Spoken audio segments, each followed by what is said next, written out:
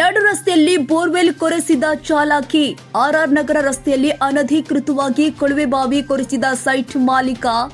ಹೇರೋಹಳ್ಳಿ ವಾರ್ಡಿನ ವೀರಭದ್ರೇಶ್ವರ ನಗರದಲ್ಲಿ ಘಟನೆ. ಈ ಸಂಬಂಧ ಬ್ಯಾಡ್ರಹಳ್ಳಿ ಪೊಲೀಸ್ ಠಾಣೆಯಲ್ಲಿ ಎಫ್ಐಆರ್. ಪಾಲಿಕೆ ವತಿಯಿಂದ ಯಾವುದೇ ಅನುಮತಿ ಪಡೆಯದೆ ಕೊಳವೆಬಾವಿ ಕೊರೆಸಿದ ಸೈಟ್ ಮಾಲೀಕ. ಸಾರ್ವಜನಿಕ ರಸ್ತೆಯಲ್ಲಿ ಕೊಳವೆಬಾವಿ ಕೊರೆಸಿ ಅಡಚಣೆ. ಹೀಗಾಗಿ ಮಾಹಿತಿ ತಿಳಿದ ಪಾಲಿಕೆಯಿಂದ ದೂರು ದಾಖಲು.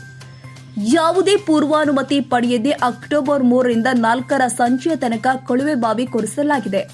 ಈ ಸಂಬಂಧ ಪಾಲಿಕೆಗೆ ದೂರು ಬಂದ ಹಿನ್ನೆಲೆ ಪಾಲಿಕೆ ಅಧಿಕಾರಿಗಳು ಸ್ಥಳಕ್ಕೆ ಭೇಟಿ ಕೊಟ್ಟು ಪರಿಶೀಲನೆ ಬಳಿಕ ಬ್ಯಾಡ್ರಹಳ್ಳಿ ಪೊಲೀಸ್ ಠಾಣೆಯಲ್ಲಿ ದೂರು.